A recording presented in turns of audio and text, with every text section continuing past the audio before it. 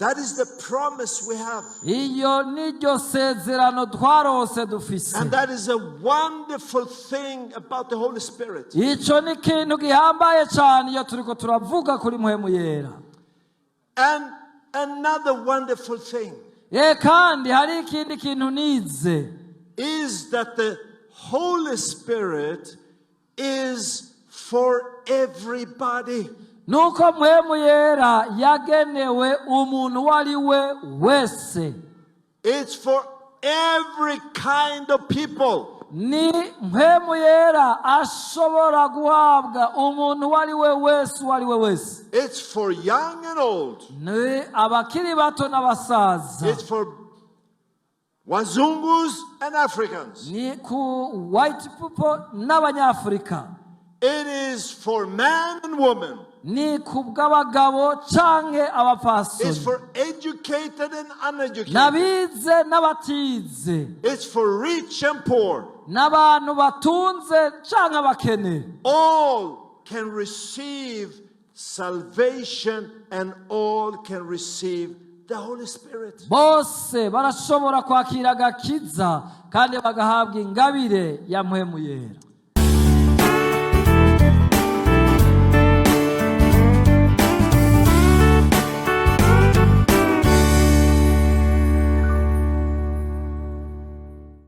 Tugeze mu mwanya w'iramvuye wo kumva ijambo ry'Imana. Turaye kaze Missionnaire Bengt. Kaze cyane.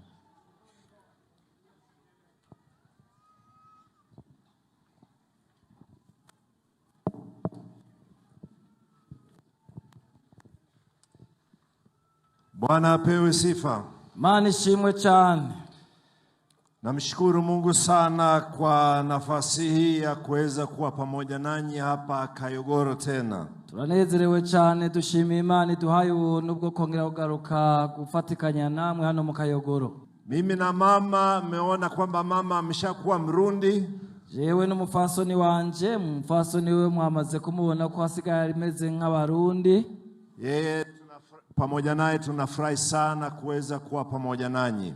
Turanezerewe twe nawe kubona twashobojwe kubana namwe. Mimi na mama tunaishi kule Tanzania. Twebwe n'urya mufasoni tubariya muri Tanzania. Na ndio maana tunaongea hii lugha ambayo tunaipenda. Cyo gituma mwumva turiko turakoresha runo rurimi turiko turavuga. Lakini nyuma yangu kuna wazungu wengine wawili pale. Ariko ngaho inyuma yiwe nko mubibona harimo abazungu ambao sasa hivi hawapati chochote. Bajya rero nta na kimwe bariko barumva mu mwanya. Maana mimi hapa naongea Kiswahili na huyu anaongea Kirundi. Uko murabona uyu ndi avuga Kiswahili nanje nkamushirira mu Kirundi. Wao hawapati hata neno moja pale. Bajya rero nta jambo na rimwe bariko baratahura. Kwa hiyo kwa ajili yao inabidi na mimi nigeuke niwe mzungu sasa. Rero kubera bo nagomba naje ubu nsubire mpinduke mbumuzungu. Kwa sababu yawezekana injili ya leo inahusu wao. Uko birashoboka ko ubutumwa bw'uno munsi tugira tuvuge nawe nabwo bubaraba. Kwa hiyo itabidi mimi niongee lugha nyingine lakini huyu ataendelea na Kirundi. Eka rero nkoresha urundi rurimi ariko umusobanuzi wanje ashishikare mu Kirundi. So I'm now turning to be a white man. Urero birahindutse nsubiye kuba umuzungu. And I will continue to be a white man throughout this message that I will try to give to you. Nshishikara gukoresha urwo rurimi rw'abazungu muri iri jambo ry'Imana tugira tuganire namwe. How many of you are happy because you know Jesus? Ni bangahe muri mwebwe babanezerewe cyane kubera bamenyanye na Yesu? Amen. Imana ishimwe. That means there is a lot of joy in this ground. Bisigura ko muri kino kibanza turimo hari umunezero mwinshi cyane. You are happy because you found Jesus. Mwaranezerewe cyane kubera mwahuye na Yesu. And you're also happy maybe because when you found Jesus, you also received the Holy Spirit in your life. Muranezerewe kandi kubera igihe mwahura na Yesu mukamwakira yaciye abaha mpwemu yera. And I am so happy naje ubwanje ndanezerewe cyane because I remember that day when I said yes to Jesus. kuko nama nibuka umunsi w'igitangaza nabwiye Yesu ngo ego menda kwakiriye. I was still a very small boy. nari nkiri agahungu gatoya. I was only 6 years old. nari mfise imyaka 6 y'amavuka gusa. And maybe you think, how can a 6-year-old boy decide whether he wants to receive Jesus or not? Washobora kwiyumvira ngo ni gute umwana w'imyaka 6 y'amavuka ashobora gufata ingingo yo kwakira Yesu nk'umwami n'umukiza wiwe. But I remember it very, very clearly. ariko ndacavyibuka mu buryo bugaragara neza. I remember the place. ndibuka ikibanza narimwo. I remember what led up to my decision. ndibuka ingena nafashe iyo ngingo. I remember exactly where I sat in the car. ndibuka ahantu nari nicaye mu muduga mu ico kibanza ndakibona neza. I even remember what kind of car it was. kandi ndibuka niyo modoka nari nicaye mu ngena yasa. And I remember my mother leading me in the prayer to receive Jesus into my life. ndibuka mama mvyara ariko arandongora mu isengesho ryo kwakira Yesu nk'umwami n'umukiza. And ever since then, kandi uyico gihe I have had that longing in my life naciye numva ibintu bihindutse mu bugingo bwanje. to continue to live with Jesus in my life. nama numva ikinsunika kingobera gushishikara kubana na Yesu Kristo mu bugingo bwanje. I have grown in my understanding during the years nashishikaye gukura mu vy'imwemu uko imyaka yagira kura. of what it means to be a follower of Christ. kandi namanezererwa gukurikira kuba umwigishwa wa Yesu.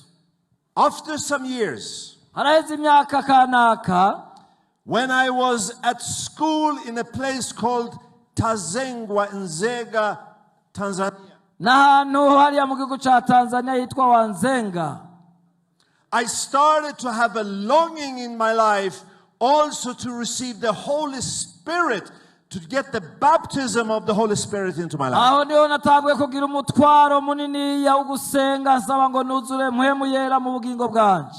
I remember that day ndibuka uyo munsi when I received the Holy Spirit. igihe nakira mpwemu yera. I remember the room I was in. ndibuka icumba narimwo. And I remember what led up to that longing in my life to receive the Holy Spirit. ndibuka ngene nari niyugururiye Imana ndiko ndakira mpwemu yera mu bugingo And I bwanje. remember the feeling I had. ndibuka ibigumbagumba n'ingene nari merewe indani muri jewe. Overwhelming joy. nari mfise umunezero w'igitangaza. And a thanksgiving in my heart. kandi nari mfise amashimwe naguma ntumbereza ku Mana mu And bugingo I bwanje. remember I was thinking like this. ndibuka ico nariko ndiyumvira mu uwo mwanya.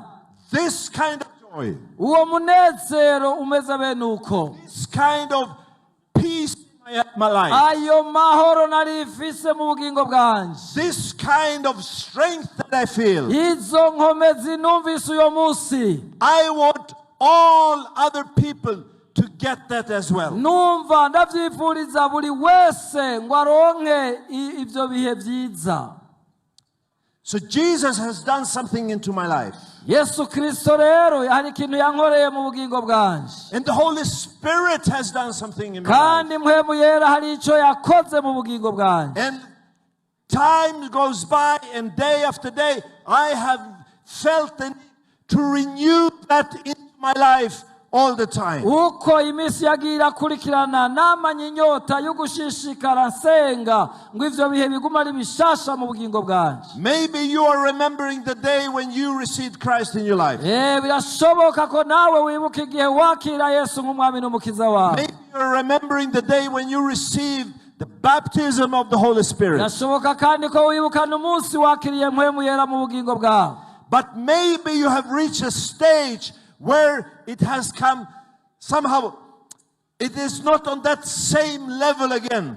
birashoboka rero kutasuye kugira umwete cyangwa inyota kugira ngo ube muri ivyo bihe bishishikara. I have some good news for you. naje ndakuzaniye inkuru nziza kuno muhingamo. There's things you once felt and received into your life, ngo nimba ugomba hariho akabanga wokoresha mu bugingo bwawe, Jesus has not changed. ndakubwira yuko Yesu Kristo atigeze ahinduka. The Holy Spirit has not changed. Mpwemu yera ntiyigeze ahinduka namba. And you can experience a new filling of the Holy Spirit in your life. Biracashoboka ko wongera kuba mu bihe byiza mu bugingo bwawe. Maybe the joy is gone. Birashoboka ko usubira kugira umunezero. Maybe the courage is gone. Birashoboka ko woba watakaje ibyizigiro. Maybe peace is gone.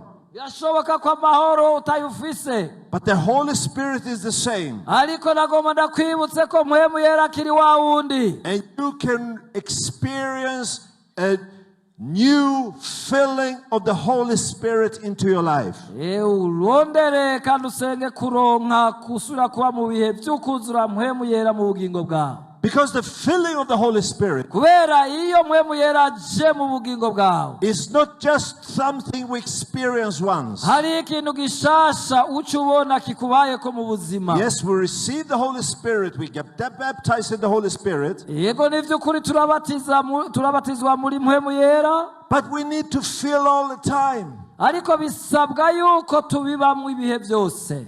And the good thing Ikintu ciza muri ivyo is Holy Spirit will never reach a stage where he's empty. His tank is empty. Nukuvuga ntuzokwigera ushika ku rugezo aho wovuga yuko mpwemu yera wahaze kumwuzura. There is always an opportunity to get more out of the Holy Spirit. Wamana amahigwe buri munsi yo gusubira kuzura mpwemu yera. I want to share some thoughts with you this afternoon. Nagomba dusangire amajambo kanaka imwuku muhingamo uno musi. And let us open up the book of first letter to Corinth. Dusomye kiriya cete ca mbere Paulo yandikiye ishengero ry'Abikorino. Chapter 12. Igice ca 12 and verse number 1. Duhereye ku murongo waho wa mbere. 1 Corinthians 12:1. Dusome Abikorino ba mbere 12 ku murongo wa mbere. Now about the gifts of the Spirit, brothers and sisters, I do not want you to be uninformed. Bene data, ivy'ingabire za mpwemu singomba ko mutabimenya. Paul is addressing the church in Corinth. Paulo ariko aravugana yandikira ishengero ry'Ikorinto. And there were things he had discovered that he knew that the church in Corinth, they need to know more about this. Acarabona ko ari ibintu we wazi yoshobora gusangiza ishengero ry'Ikorinto ngo naryo ribimenye gusumba. The things called gifts of the Spirit. Niri jambo rivuga ivy'ingabire za mpwemu yera.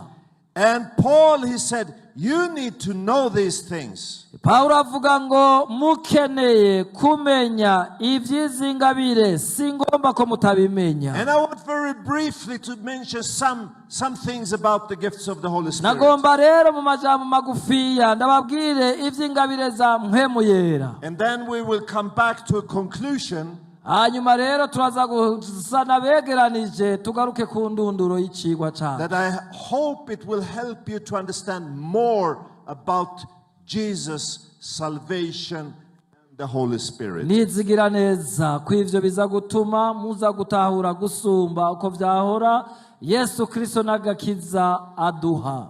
If we continue to read two more verses, nimba ushishikaye gusoma iyi mirongo ikurikira in 1 Corinthians 12, and we'll read verse 4 up to 6. Usomye ikicete nyene ca Bikorino 12 tugahera ku ruje tukabandaniza ku murongo wa 4 n'ikurikira. The Bible says there are different kind of gifts. Birivuga ngo yamara hari ingabire z'uburyo bwinshi, but the same Spirit distributes them. Ariko mpwemu numwe. There are different kinds of service, kandi hari amabango menshi, but the same Lord. Ariko umwami numwe. There are different kinds of working, but in all of them and in everyone, it is the same God at work. kandi hari uburyo bwinshi bwo gukora, ariko Imana nimwe ikorera byose muri bose. God, He has given the church, and we that belongs to the church, He has given us gifts of the Spirit. Imana hari ingabire yatanze kandi yazihaye ishengero, natwe turi abo mu ishengero ry'Imana.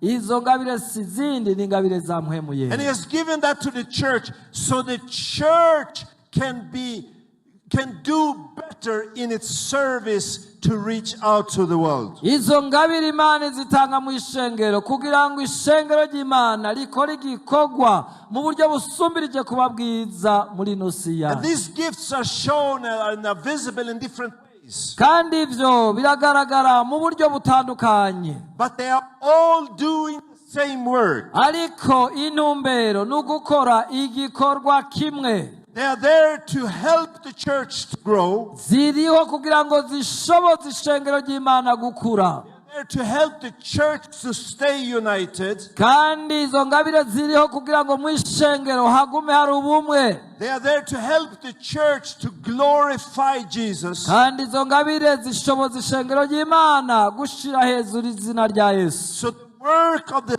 Spirit through the gifts is about helping the church to be able to be the real church that Jesus came and planted in the church. Nukuvuga yuko ingabire za mpwemu yera iyo zisutswe mu ishengero ry'Imana, nukugira ngo ishengero ry'Imana rishobozwe gushira hejuru izina rya Yesu Kristo. And in the name itself, spiritual gifts. Iri zina canke iri jambo ryonyene ubwaryo ingabire za mpwemu yera. We get to know that these are gifts that we cannot earn it. Ni ingabire utoshobora kwiha. We get it as a gift from God. Nukuvuga ngo tuzironka nk'ingabire zitanzwe n'Imana yonyene. It's not given to special holy people. Ntizihabwa abantu b'igitangaza kanaka bo kuyita ko bejejwe cyane. Because the Bible is saying like this. Kuko Bibiliya hano irambarira gutya. In chapter 12 and verse 11. Ni kijya gice turimo nyene 12 ku murongo wa 11. All these are the work of one and the same Spirit, and He distributes them to each one just as He determines. Ariko ivyo vyose uwo mpwemu umwe niwe abikorera muri bo, agabira umuntu wese uko agomba. The gifts are given to us by God Himself. Izo ngabire tuzironka zikadushika ko tuzihawe n'Imana yonyene ubwayo. And the Spirit of God is the one deciding who should receive these gifts. Kandi mpwemu w'Imana canke izo ngabire za mpwemu nizitoranya abantu ngo ni nakategerezwa kuzironka gusa. And if we read the Bible carefully, iyo dusomye Bibiliya twitonze, you will find that these gifts are given to anybody. Uza gusanga izo ngabire zagenewe buri muntu wese. They are not given just to pastors. Izo ngabire ntizagenewe abapastori gusa. They are not given just to evangelists. Ntizagabiwe abavuga butumwa bonyene. They are not given just to white people. Ntizagenewe abazungu bonyene. They are given to anybody. Izo ngabire zagenewe buri muntu wari we wese. And they are free. Kandi tuzironka ku buntu. You cannot buy it. Ntushobora kubigura amafaranga. You cannot earn it. Ntushobora kandi kuvyigungirako. You cannot deserve it. Ntushobora kuvuga ngo ni ivy'iwawe kandi wari unabikwiriye. You can only receive it. Ariko ico usabwa nukuzakira. And that is the same thing as with the salvation. Ivyo rero bisa n'irya nzira y'agakiza nyene nico kimwe. Who among us here deserved the salvation? Mbega muri mwebwe ninde avuga ati jewe agakiza nari ndagakwiriye? No one. Nta n'umwe yovuga ivyo. I received Christ when I was 6 years old. old. Nababwiye ko nakiriye Yesu Kristo igihe nari ngifize imyaka 6 y'amavuka. What can a 6-year-old boy to do to deserve the salvation from God? Mbega nigiki umwana mutoya w'imyaka 6 yarakwiriye gukora kugira ngo Imana imwiyumvire ko imuhingabire y'Imana? Nothing. Nta na kimwe yari gukora. But I got it. Ariko yarakironse By God's grace. nakironse kubw'ubuntu bw'Imana gusa. I did not have to pay for it. Sinari gushobora kubiriha. I just had to receive it. Ico nasabwa gusa kwari ukwigura mu mutima nkavyakira. Because the price was already paid. Kuko ikiguzi c'ivyo kiza cararishwe kera. By Jesus himself. Vyarishwe n'umwami wacu Yesu Kristo. When he gave his life on the cross. Igihe yatanga ubugingo bwiwe ku musaraba. He paid the price. Naho nyene yaturihiye ico kiguzi. For your salvation and for my salvation. Yaturihiye ikiguzi kugira ngo turonke agakiza. Ndakaronke na ukaronke. And then he continues to give.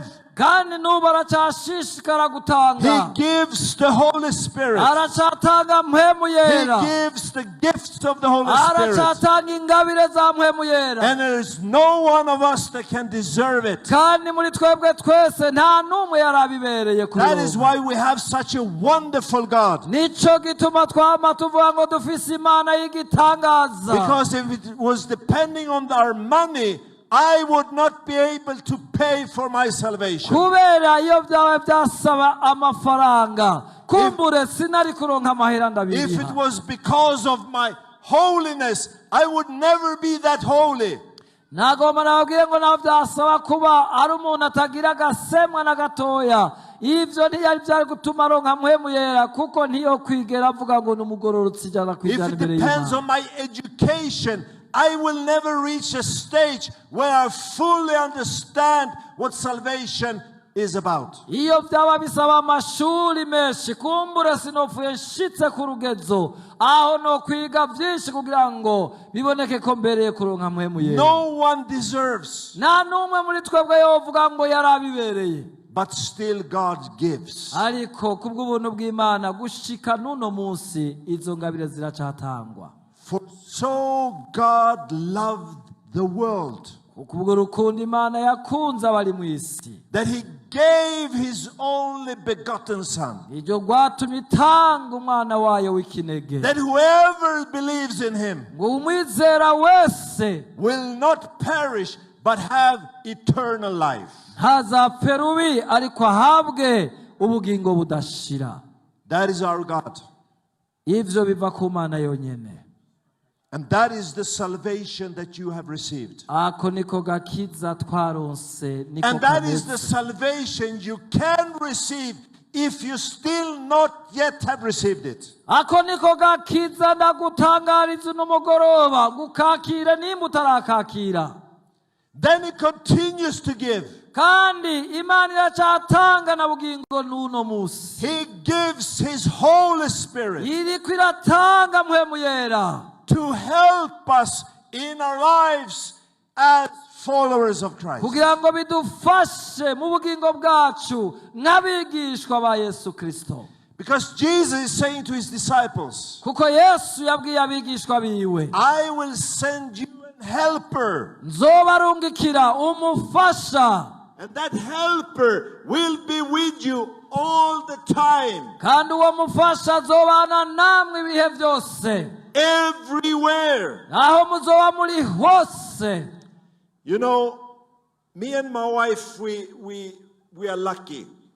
Murabizi jewe n'umufasoni wanje twaragize amahirwe, Because in our ministry, we've been able to move into different countries and different places. wera mu gikorwa c'Imana dukora turafise urugi rwuguruye kugendagenda mu bihugu bitandukanye tuvuga ubutumwa. And sometimes we need to use an aeroplane to travel to get where we need to go.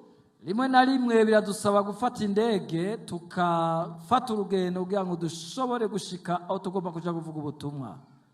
So we get into that plane, Kugenda muri iyo ndege they close the door, bakugara imiryango. The ones that are in the plane, they are the ones that are there. Nobody can come in, nobody can get out. Murazi abantu bamaze kwinjira mu ndege nta usubira gusohoka canke ngo yinjire.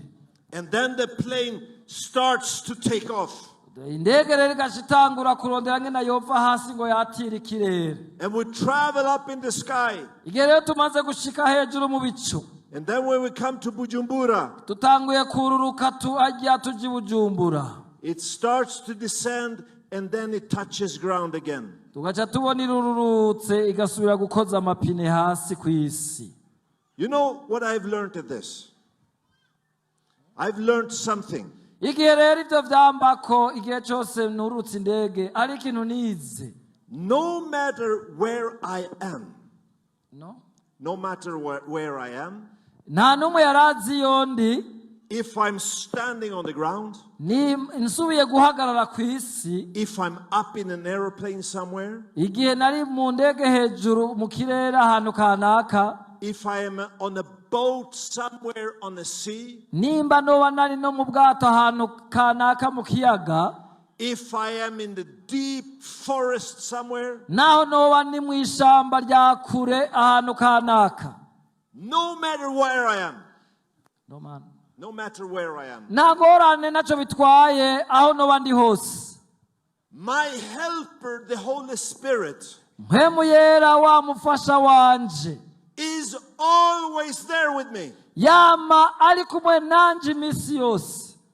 I can never outrun the Holy Spirit. Sishobora kutandukana na mpwemu yera. I can never close the door and then the Holy Spirit is on the other side of the door and I am on this side. Ntibyoshoboka kumbure ko mpwemu yera dutandukanywa nuko nokugara umuryango agasigara ino nanje nkajino. I can never hide myself. Sinoshobora kumbure naho nokwinyegeza je ubwanje. I can never try to escape and think that I can outrun the Holy Spirit. Sinoshobora kuronka ikintu na kimwe cyo tuma munga canke ngo ntandukane na mpwemu w'Imana. Because the Holy Spirit is not just beside me.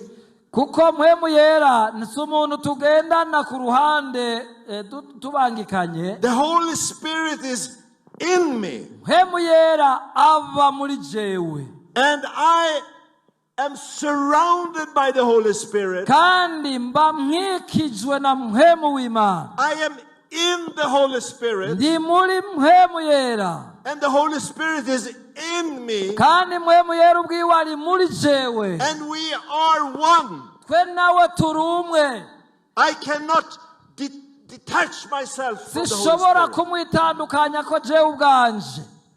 That is the promise we have. Iyo niryo sezerano twarose dufise. And that is a wonderful thing about the Holy Spirit. Ico ni kintu gihambaye cyane iyo turiko turavuga kuri mpwemu yera.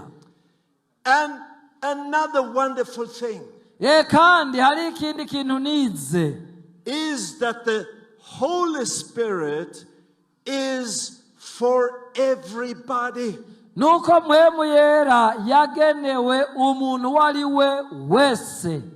It's for every kind of people. Ni mpwemu yera ashobora guhabwa umuntu waliwe wese. It's for young and old. Ni abakiri bato n'abasaza. It's for wazungus and Africans. Ni ku white people n'abanyafrika. It is for man and woman. Ni kubw'abagabo canke abapfasoni. It's for educated and uneducated. Nabize n'abatize. It's for rich and poor. N'abantu batunze canke abakene. All can receive salvation and all can receive the Holy Spirit. Bose barashobora kwakira agakiza kandi bagahabwa ingabire ya mpwemu yera. If you are a believer of this church, nimba uri umuntu yizera usanzwe uri muri ishengero rya Pentecost, then you are part of the Pentecostal church. wewe rero uri umwe mu bagize ishengero rya Pentecost. I don't know if you know why it is called the Pentecostal church. Sinzi ko wowe uzi impamvu ryitwa ishengero rya Pentecost. There is a reason for that. hariho impamvu y'ivyo. The Bible is talking about the day of Pentecost. Ni kubera ko Bibiliya itubwira ivyerekeranye n'umunsi wa Pantekote. In Acts chapter 2, Ni hariya mu vyakozwe n'intumwa igice kigira kabiri. and the first 4 verses. Usomye rya mirongo ya mbere n'itangura. Please read those. Reka tuhasome ibyakozwe n'intumwa igice kigira kabiri umurongo wa mbere gushika kuri 4. Dusome mu izina rya Yesu Kristo. Umunsi wa Pantekote ushitse, bose bari bakoraniye ahantu hamwe. Haza igihinda kivuye mu ijuru giturumbuka nk'uguhuhuta k'umuyaga w'inkomezi, gikwira hose mu nzu bicayemo. Hababonekera ibirimi vyigabanije nk'ivy'umuriro, bibaja ku umwe. Bose buzuzwa mpwemu yera, batangura kuvuga izindi ndimi uko mpwemu abahaye kuzivuga. Yesu nashimwe. It's a short description of what happened on the day of Pentecost. Ivy'ukuri n'amajambo makeya dusomye yabaye. Happened on the day of Pentecost. Ivy'ukuri n'amajambo makeya dusomye. The context of the story Turavye ibikikije ino nkuru is that the disciples had been with Jesus. They have been walking with Jesus for a number of years. nuko twibuka ko intumwa za Yesu Kristo zabanye nawe kandi zagenda zikorana nawe akiri ngaha mu isi. Then there come the day when Jesus was killed. He was crucified. Murazi ko habaye igihe Yesu Kristo aricwa amaze kubambwa ku musaraba. The disciples were scattered. Murazi ko abigishwa biwe baciye But we basabagira know that on barahunga. the 3rd day Jesus rose again. Muribuka ku munsi ugira gatatu umwami Yesu Kristo yazutse. And the news of his resurrection Uwo munsi w'izuka came to the apostles, and they started to gather again. naho watumye abigishwa basubira mu dukomezi basubira guhura. And for some days Jesus were with them. Misi kanaka Yesu yarabagendereye. And he told them, Arababwira ngo you remain in Jerusalem genda mugumi Yerusalemu until you have received the power from above. gushikaho muzoronka ubushobozi buvuye mu ijuru. And now on the day of Pentecost, Rero ku munsi wa Pantekote they were gathered in one room in a house in Jerusalem. bari bakoraniye mu cyumba kimwe i Yerusalemu mu nzu yo hejuru. They were just waiting, Bari barindiriye gusa, praying, bari ko barasenga, waiting for something to happen, but they did not know what would happen. bari bafise ikintu barindiriye ko kiba ariko ntibari bazi ngana kizogenda n'igihe kizobera. But the Bible tells us, Ariko Bibiliya iratubwira neza suddenly ngo mu kanya ka giturumbuka a sound like the blowing of a violent wind haje igihuhusi cyangwa umuyaga w'inkomezi came and filled that room. hanyuma uwo muyaga uhuhuta hose aho bari bacagaje. And they saw like tongues of fire resting upon the heads of each one of them. baca babona ibirimi by'umuriro vyigabanije ku mitwe yabo umwe wese. And they were filled with something. baca bumva ikintu kanaka kirabuzuye. And they understood, now it has happened. hanyuma baca batahura yuko hari ikintu kibaye. The power from above has come. baca bamenya ko ubushobozi buvuye mu ijuru bwaje. And the disciples who were afraid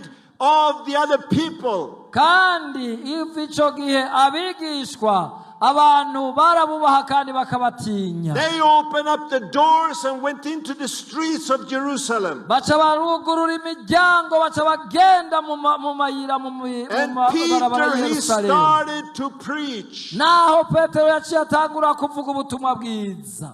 And he told the people of Jerusalem, abwira abantu b'i Yerusalemu, listen to me, man of Jerusalem. mwunyumve mw'abagabo bo muri Yerusalemu. And then he started to preach the gospel naho Petero yaciye atangurira kuvuga with the ubutumwa bwiza help of the Holy Spirit. ari mu nkomezi zidasanzwe za mpwemu yera. And that day, 3,000 people received Christ and joined the church. Kandi uyo munsi umwe gusa abantu basaga 3,000 bakira mpwemu yera, bakira n'agakiza. But let me tell you something. Unkundire ndakubwira iki naco. Peter was not the only one that were filled that day. Petero siwe wenyene yuzuye mpwemu yera uwo munsi. They were all filled. Birivuga ngo bose buzuzwa mpwemu yera. And there were about 120 people. Bari abantu basaga 120. Man and woman. Bari abagabo n'abagore. And when the Spirit came, the Spirit did not look for some special people. The Spirit came like a fire and rested on each one of them. And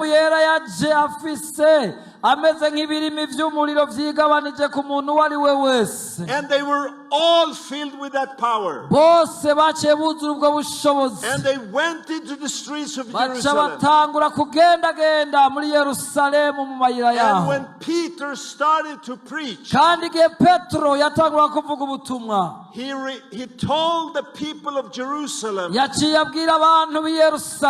about what had happened. And he explained to them that now we are seeing what the prophet Joel has been prophesying about.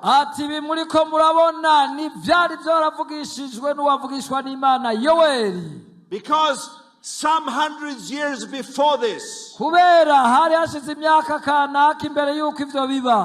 the Old Testament, Joel had prophesied. And he was saying like this: I will pour out my spirit on all people.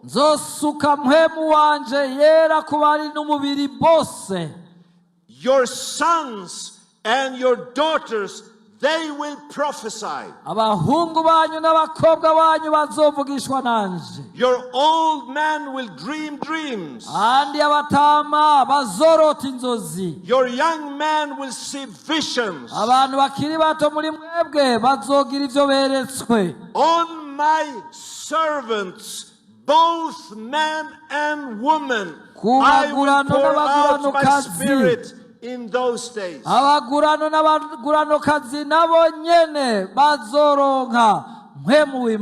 And the day of Pentecost, we see the fulfillment of that prophecy. How the Spirit came and filled everybody.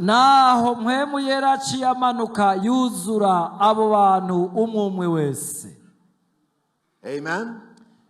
Amen. And even ever since then, the Spirit has been poured out. The gospel has been preached. And one day you came to hear that gospel. One day you heard the gospel. And when that gospel came into your understanding and sank into your heart, you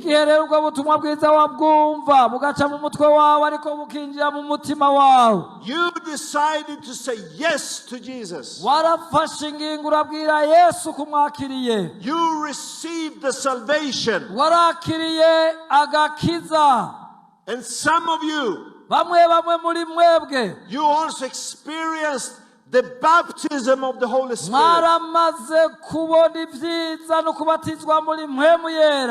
But the good news ariko ndagufitiye igaruka is ryiza that the salvation is still there, available for anybody. nuko n'uno munsi ibyo bigishoboka gukoreka And the Holy Spirit is still pouring out for kandi those mpwemu that yera want it. aracyasukwa aracyatangwa na bugingo n'ubu. So if you have not received Christ in your life, nimba rero uri ngaho utarakira yesu nk'umwami n'umukiza w'ubugingo bwawe, you can do that today. nagomba ndagusabe icyo uza gukora And uno if you munsi. have not experienced the baptism of the Holy nimba Spirit, utarabatizwa muri mpwemu yera, you can do that today. nagomba ndakubwire ko ushobora kubikora uno And munsi with the baptism of the Holy Spirit, ukabatizwa nawe muri mpwemu you yera, will get the helper uronka umufasha who will help you in your life, azogufasha ubuzima bwawe bwose, but that will help you to be a witness of Christ. ariko azogushoboza kuba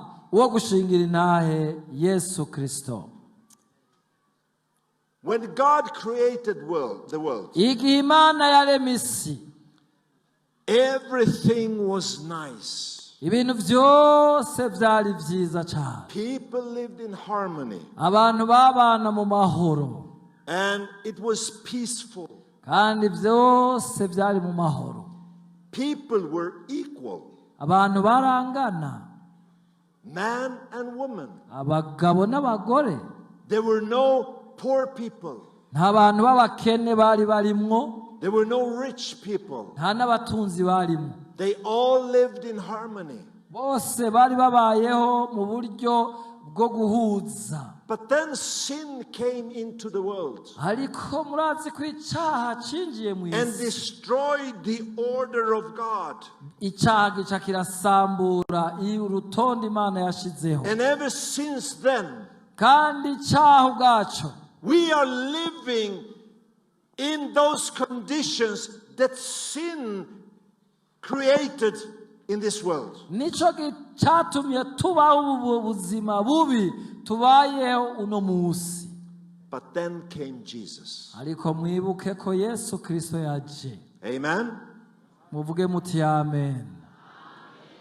Then came Jesus. Yesu Kristo yaraje, And through Jesus, biciye muri Yesu God is restoring the things that was destroyed through sin. naho Imana yaciye irongera akaryo keza ko gusubiriza ibintu ko byari byaratunganijwe kuva kera. The divisions that were there between people, igihe abantu bari bafise ibihome bibatandukanya, the divisions between tribes, amacakubiri y'imiryango, the division between the gender, amacakubiri ajyanye n'igitsina, the division between rich and poor. aya macakubiri ari hagati y'abatunzi n'abakene. Christ, when he came, igihe Yesu yaza, he started the work of restoration of creation.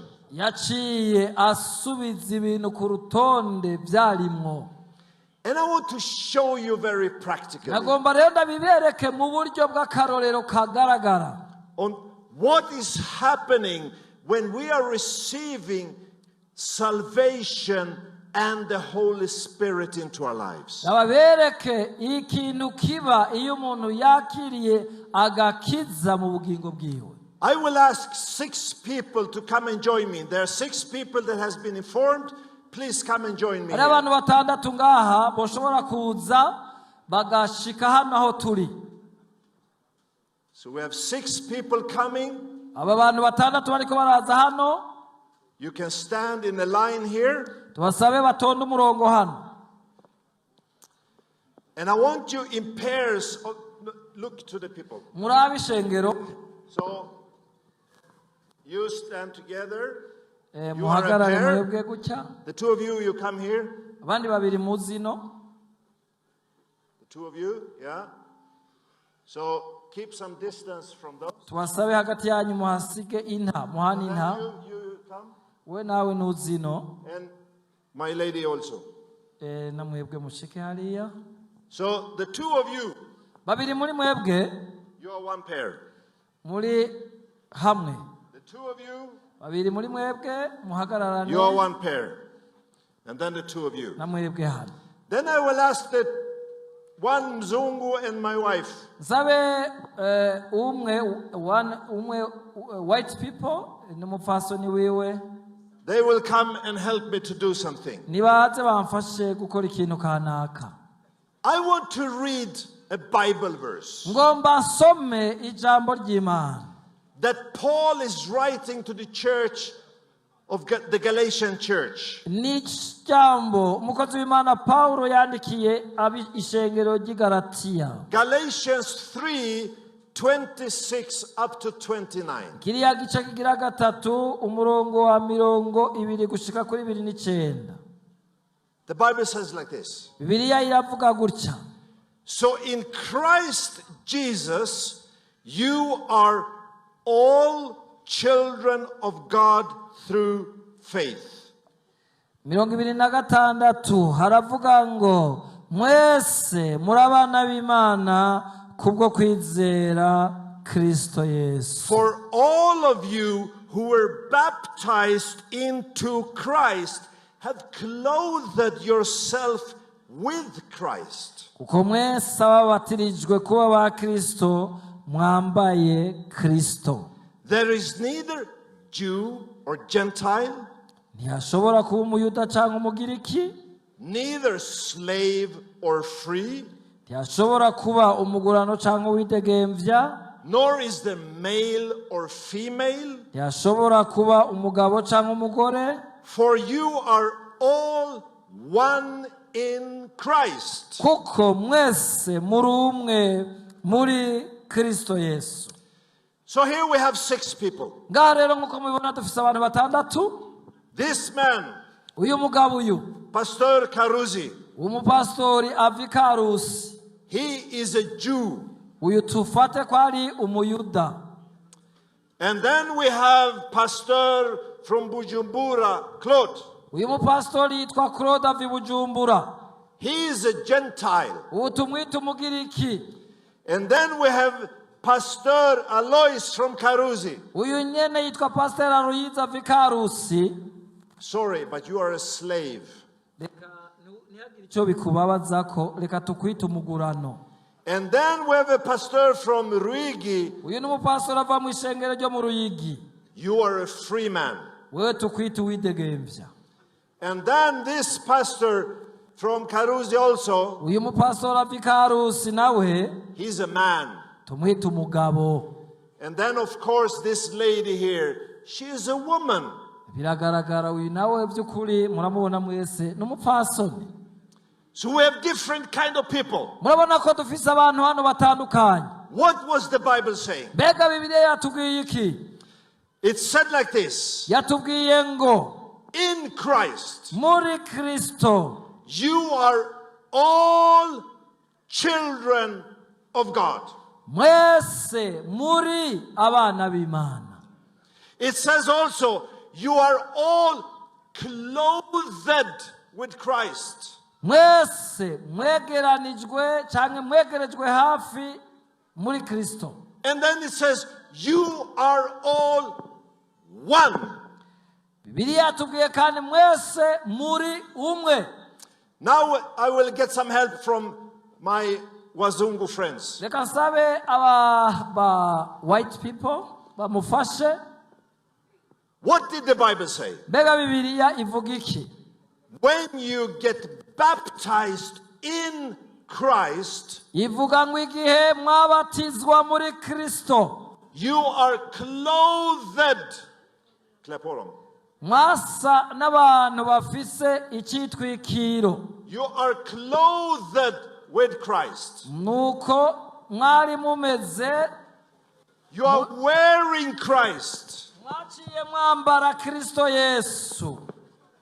So we wait until all of them are clothed with Christ. Tugomba rero aba bantu bose bambare Kristo Yesu bose. So these people, they have received Christ. Aba bantu rero bose icyo bahuriye ko barakiriye Kristo Yesu, They are baptized in Christ. babatijwe muri Kristo Yesu. So the Bible says they are clothed with Christ. Bibiri tubwira rero ngo bambaye Kristo Yesu. So this Jew, Uyu muyuda rero he received Christ. yarakiriye Kristo Yesu. He became a child of God. Nawe nyene yaciye ahinduka umwana w'Imana. He's clothed himself with Christ. Ubwenye n'ubwiwe asigaye yambaye Kristo Yesu. This Gentile, Uyu mugiriki cyangwa umunyamahanga he received Christ. nawe yarakiriye Kristo Yesu. He became a child of God. Aca ahinduka umwana w'Imana. And he clothed himself with Christ through Ubu rero baptism. asigaye yambaye Kristo Yesu. This slave, Uyu nawe w'umugurano he received Christ. nawe nyene yarakiriye Yesu Kristo. He became a child of God. Aca ahinduka umwana w'Imana. And he clothed himself with Christ. Ubu rero asigaye yambaye Kristo Yesu. This slave owner, Uyu yavuye mu bugurano yidegemvye. he also received Christ. Nawe nyene yarakiriye Yesu Kristo. He became a child of God. Aca ahinduka umwana w'Imana. And through baptism, he clothed himself with Igihe Christ. yemera kubatizwa muri Kristo nawe yaciye yambara Kristo. This man, Uyu mugabo uyu he received Christ. nawe nyene yakiriye He Kristo. became a child of God. Ahinduka umwana w'Imana. He clothed himself Ubu with rero Christ. yambaye Kristo Yesu. This woman, Uyu mupfasoni nawe she received Christ. yarakiriye Kristo Yesu. She became a child of God. Ahinduka umwana w'Imana. She clothed herself Nawe with nyene Christ. yambaye Kristo Yesu. And the Bible says, Bibiliya rero iratubwira ngo all these people, aba bantu bose mubona they are all children of God. bose atanumwe avuyemwo n'abana b'Imana. They are all clothed with Christ. Bose bambaye Kristo Yesu. And then the Bible continues to say, Bibiliya rero yashishikaye kutubwira ngo from now on, rero ubu gushikubandanya they are all one. bose n'umwe. When sin came into the world, Igihe icyaha cyaza mu isi it separated people. cyagenda kigabagura abantu. So people were divided. Abantu bagenda bacakamo ibice. They did not like each other Ni muntu nta n'umwe yakundana n'uwundi because they were from different ethnicity. kuko bari bavuye mu moko But atandukanye. through Christ, Ariko biciye muri Kristo Yesu. what happens when we receive Christ Mbega n'igiki kibi iyo twakiriye Kristo Yesu? is that the blood of Christ, Mbega murazi ko ari amaraso ya Yesu it washes away all that is separating people out of ethnical lines. ko bose aba bantu bari baratandukanijwe kugira ngo bikunde bagaruke babanje kozwa n'amaraso ya Yesu. When sin came into the world, Igihe icyaha cyaza mu isi some people started to oppress the other one. abantu bamwe bace batangura kugiranira nabi.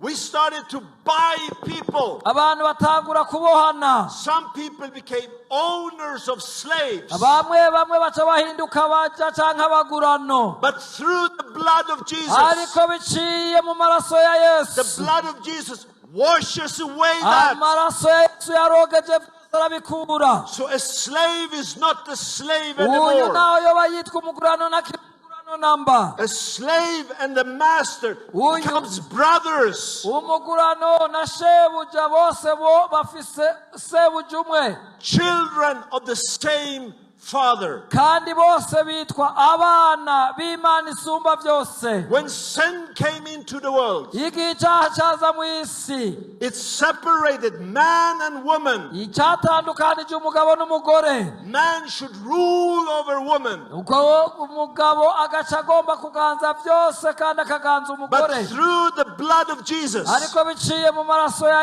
Yesu we are Kristo not now anymore women and men in that sense that somebody is superior above the other one. ntajya umugabo n'umugore bose n'abaraganwa muri Kristo nta n'umwe asumba uwundi. We are cleansed by the blood of Jesus. kuko twese twogejwe n'amaraso We ya all Yesu. wear Jesus. twese twambaye We're Kristo all Yesu. children of God. twese turi abana b'Imana. And we are one. twese turi umwe.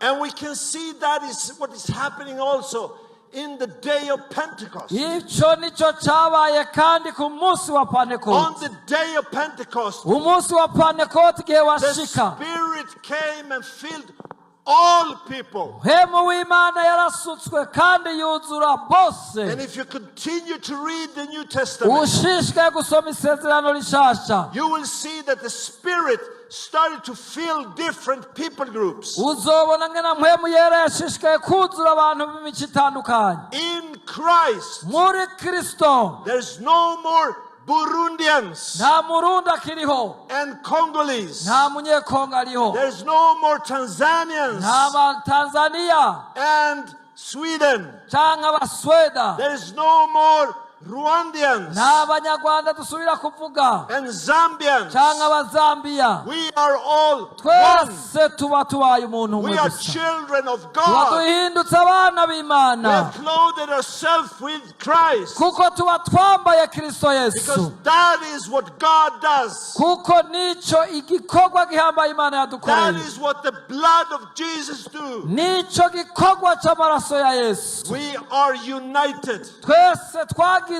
umwe, belong together. twese turaba umugabo The umwe, hatred is washed away. kandi ibyaha byacu byaravuyeho, And we see each other as brothers and sisters of kandi Christ. twese twibona nk'abana nk'abavukana abasaza n'abashiki babo muri Kristo Through Yesu, the blood of Jesus, biciye mu maraso ya Yesu. there's no more rich and poor. ntihabakibaho izo nzitizi z'umutunzi n'umukene, There's no more educated, uneducated. ntibasubira kuvuga iby'abize n'abatize, There's no more privileged or unprivileged. ntibasubira kuvuga ngo ushyizwe hejuru n'udashyizwe hejuru. We are one. twese tuba duhindutse umwe In Christ Jesus, muri Kristo Yesu. there's no more man and woman. nta tandukaniro ry'umugabo n'umugore. The differences are washed away.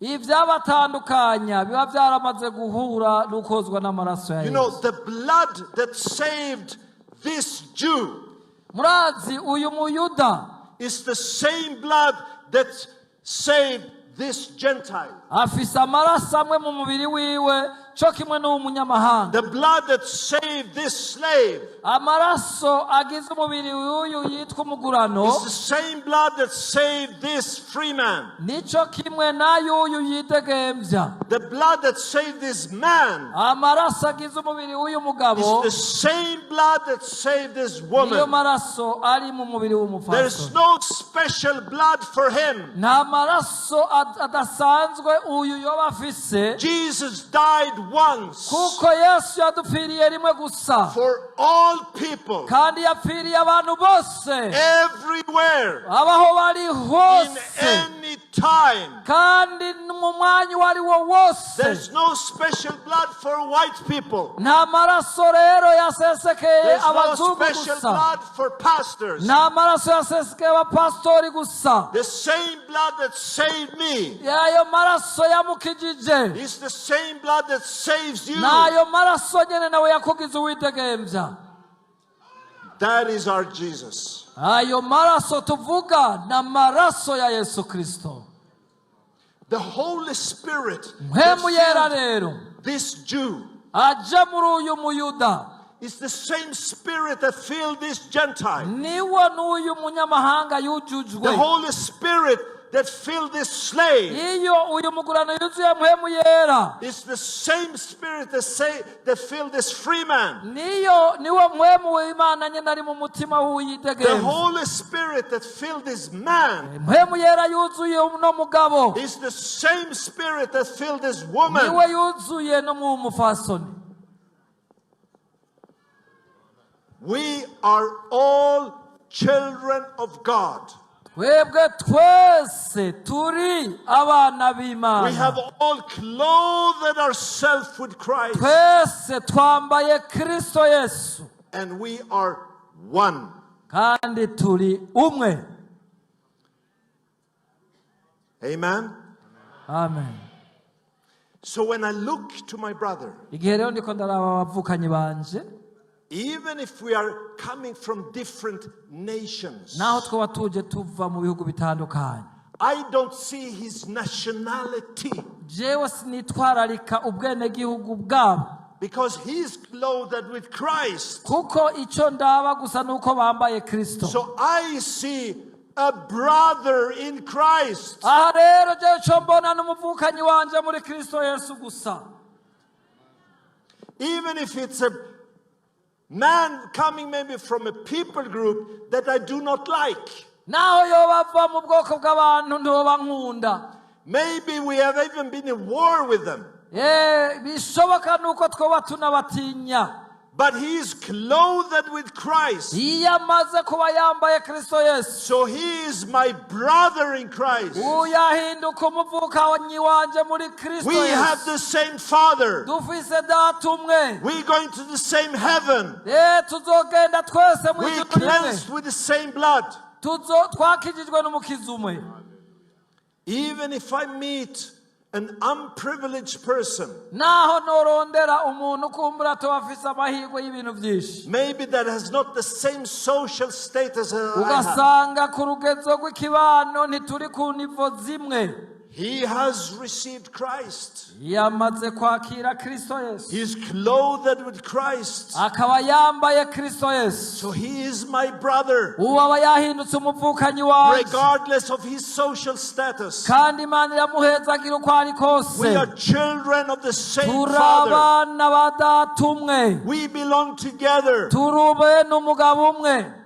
If I meet a privileged person, Igihe mpuye n'uyu yidegemvya kandi amerewe neza, maybe he has money, birashoboka ko yoba afise maybe he amafaranga, has education, birashoboka ko yize byinshi, maybe he has a position, birashoboka ko afise but icyubahiro he has kanaka, clothed himself with Christ. ariko maze kubona ko yambaye Kristo Yesu, He is my brother. aba ahindutse uwo We tuvukana. belong to the same family. Twese tuba twabyawe na data We have umwe, the same Father. dufise data umwe, We're going to the same heaven. kandi duhaye tugenda mu The ijuru rimwe. same blood that saved me saved him. Amaraso yankijije niyo nawe nyene If I'm yamubohoye. meeting somebody that is an opposite gender to mine, Igihe duhuye n'uwo tudasangiye igitsina, if I am a woman and I see a man, igihe umufasoni abonye umuntu w'umugabo nk'uko, I don't see somebody that maybe is superior than me, simbona ubwo ngo umuntu yoba ari umuntu ansumba, because he has clothed himself with Christ. kuko amaze kwambara Kristo Yesu. He is my brother. Uyu ni umuvukanyi wanje.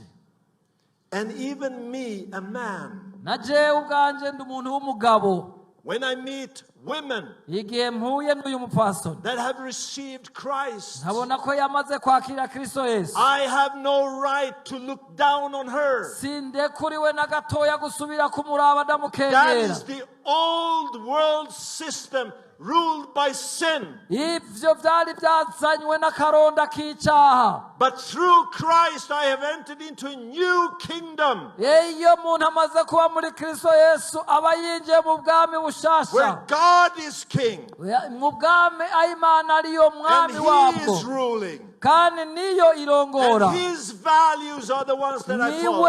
niyo iduha agaciro twese. So when I meet a woman, Igihe rero mbonye umupfasoni, I see a sister. mbona mushiki wanje I gusa, see somebody that is equal as me. mbona umuntu yagiriwe ubuntu kandi angana nanje, Because in Christ kuko muri Kristo Yesu we are one.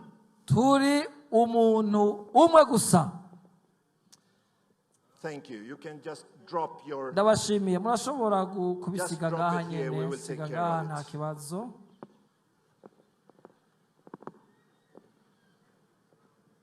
I hope you have got the point. Nibaza yuko kano karorero mwabonye ico gasigura. when we receive Christ igihe twakiriye Kristo into our lives, mu bugingo bwacu, we are getting out of a sinful nature. tuba dukuwe muri ka karonda k'icyaha gakurikirana. We are entering to a new kingdom, tukaba twinjiye mu bwami bushasha, the kingdom of God, n'ubwami bw'Imana, where there's no differences between people. aho utandukaniro rusubira kuba hagati We y'abantu. are equal in Christ. twebwe twese tuba tungana muri Kristo Yesu. And it's not only that we are all saved, ibyo biva gusa kubera tuba twarakijijwe, we are all filled with the Spirit. kandi tuba twuzuye mpwemu We are yera, all filled with the spiritual gifts. tuba dufise mpwemu n'ingabire ziva kuri mpwemu, And God can use anyone. kandi Imana irashobora gukoresha buri wese, Because we read that the Holy Spirit divides His gift as He wishes Himself. twasomye ngo kandi uwo mpwemu agabira buri muntu wese uko agomba. So in the church, twebwe rero tubabwire ngo mu ishengero ry'Imana, when we have received Christ, igihe tuba twaramaze kwakira when Kristo we have Yesu, clothed ourselves with Christ, igihe twebwe tuba tumaze kwambara Kristo Yesu, there is no room for tribalism. nta bintu by'amacakubiri bisubira kuza, Because those differences kuko ivyo by'amacakubiri are taken away by the blood of Jesus. biba byarakuweho rwose n'amaraso ya Yesu. And if there is tribalism in the church, nimba mubona ibintu by'amoko canke ivy'ibice vyoza mu then ishengero, we need to repent. aho hantu bisabwa ko abantu bari muri ivyo We need to bihana, ask God for forgiveness. abantu babwirizwa gusaba imbabazi ku And bw'ivyo, we need to be cleansed out of that sin in our life. kandi ivyo vyotuma umuntu yozwa rwose, ivyaha bikava mu bugingo bwiwe.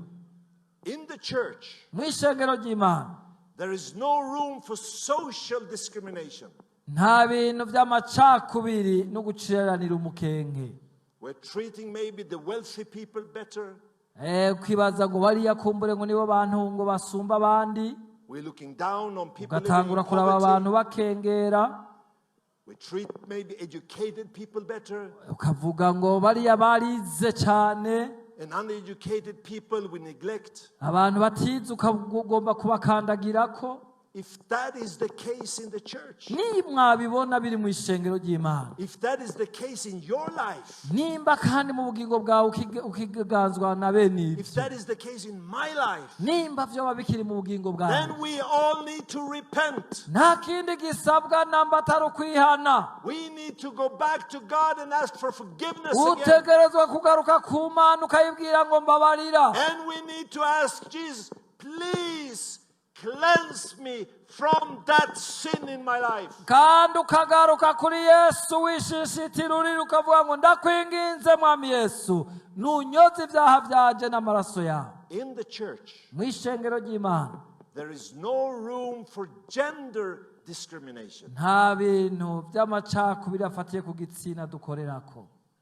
And if there is, nimba mubona abantu bakumirana, if you and me discriminate somebody because of the gender, nimba hari ugukumirana kubera uwo yoba ari umugabo cyangwa umugore, then we need to repent. aho bisabwa ko abantu bihana. We need to come back to God again. bitegerezwa ko umuntu agaruka ku Mana, And He needs to take away that sin in our life. kandi niyo yonyine ishobora gukuraho ibyaha mu bugingo bwacu, Because through Jesus, kubera biciye muri Kristo Yesu, through what He did on the cross, kubera biciye mu gikorwa cya Yesu yakoze ku musaraba, He restored again humanity.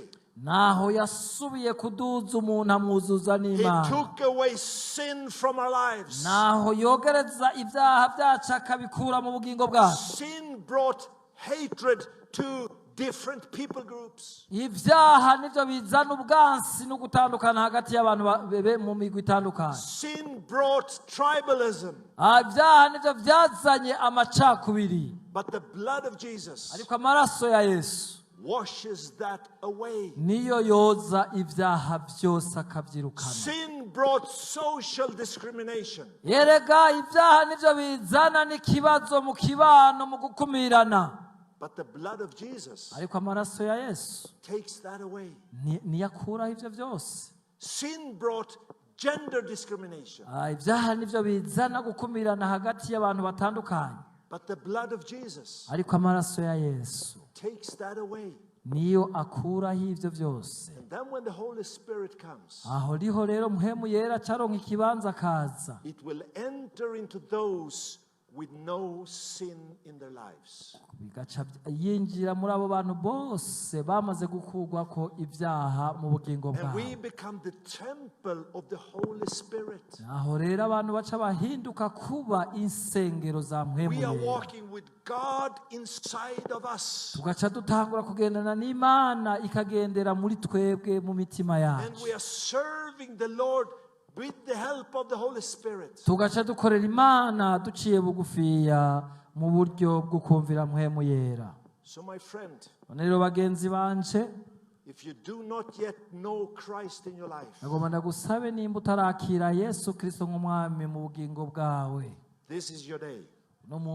N'umunsi wawe wihariye. If you still do not have the Holy Spirit in your life, Nimba utagira cyangwa utarakira ubushobozi bwa mpwemu yera mu bugingo bwawe, this is your day. n'umunsi wawe. If you're still battling with sin in your life, Nimba ukiri kuragwana ugendera mu buja bw'icyaha mu bugingo bwawe, this is your day. n'umunsi wawe gukirizwako. And I believe that through this conference, Ndayizegira neza biciye muri iki gikorane cyatunganijwe. the Holy Spirit will move among us. Ko mpwemu yera azogendagenda muri twebwe twese. And He will heal us. Kandi azodukiza. He will restore us. Azodukomeza. He will fill us Azotwuzura. with His joy, Azotwuzuza His umunezero. Azoduha umunezero. gifts. Azoduha ingabire. And out from this conference, Kandi muri iki gikorane we will go and preach the gospel. tuvuye hano muri kino gikorane tuzogenda kuvuga ubutumwa hirya no hino. A gospel that unites people. Tuvuga ubutumwa bwuzuza A abantu. gospel that brings people together. Tuzavuga ubutumwa bushobora kubera ikiraro cyo Gospel that kuzuza takes abantu. away the differences. Kandi ubwo butumwa buzokwirukana amacakubiri yose. Differences between people groups. Amacakubiri ari hagati y'imigwi y'abantu itandukanye. The difference between social structures. Amacakubiri ahagaze ku kurutana mu kibano. And the differences between gender. Kandi n'amacakubiri afatiye ku mero y'abantu. Because when God looks at us, Kuko igihe Imana ituravye, if we have received Christ, nimba twarakiriye Kristo, He sees Christ in us. Imana ibona Kristo ari muri twebwe. We have clothed ourselves with Christ. Kuko tuba tumaze kwambara Kristo. And we are walking in the society as the ambassadors Tuca of dutangura Christ. kugendagenda mu kibano no mu gihugu nk'aba ambasaderi intumwa za Yesu Kristo.